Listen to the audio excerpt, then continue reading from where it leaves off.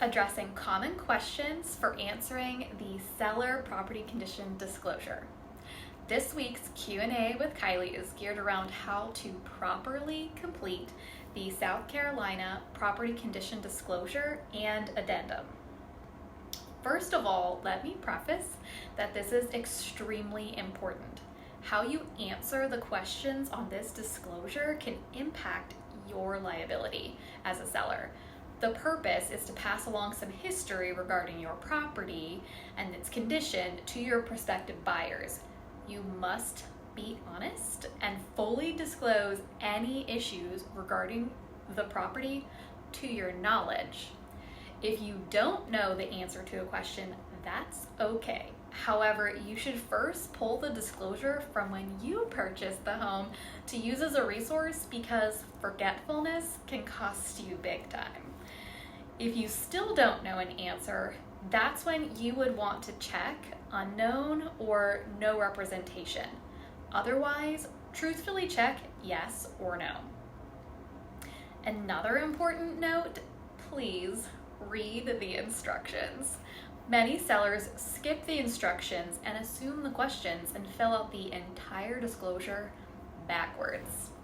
The vast majority of the disclosure is asking, do you have any actual knowledge concerning? So if the question is about water pressure, it's asking if there are any issues regarding the water pressure, not that you have water pressure.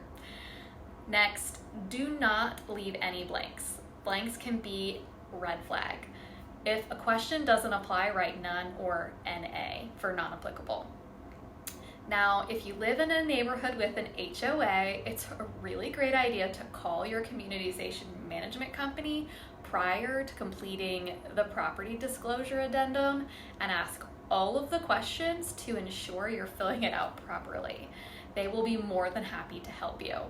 If you can't reach anyone though, fill it out to the best of your ability, but first let me clarify some questions for you. If you pay HOA dues, fill that out at the top and include all of the HOA management company's phone number and email. This is so important so buyers can verify questions they may have prior to writing an offer, hopefully. Better that they do that due diligence before and you don't get an offer than to put your home back on the market because of a lack of information about your neighborhood. Also, if you pay HOA dues, please do not check no for question number 1, asking if there are association charges or common area expenses.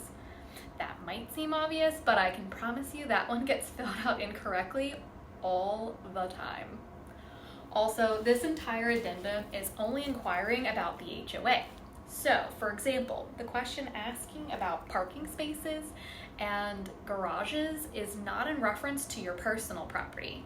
This question best applies to attached properties, such as condos and townhomes, where you may have a number of designated parking spaces or garage space that you may either own or have the ability to rent through the HOA for an additional expense.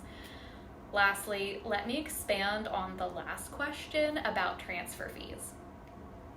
Transfer fees can be anything from just that, transfer fees, also referred to as capital contribution, working capital, or even estoppel fees, etc. Most HOAs in the Charleston area, though, have either a transfer fee or a capital contribution, or both.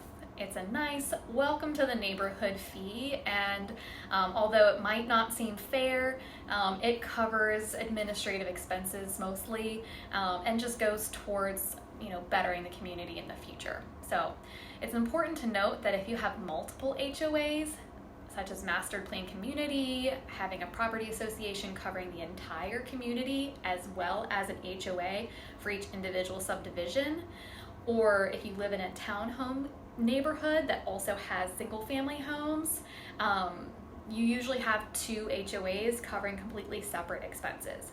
If this applies to you and your home, make sure to disclose information for both HOAs. If you have any additional questions beyond this, please do not hesitate to reach out to me. I am happy to further clarify any questions you may have. Also, If you have any other questions in general regarding real estate, I would be honored to answer them. So please shoot me a message, an email, direct message, whatever platform you are on watching this video, and I'd be happy to get back with another Q&A with Kylie to answer your very pressing real estate questions.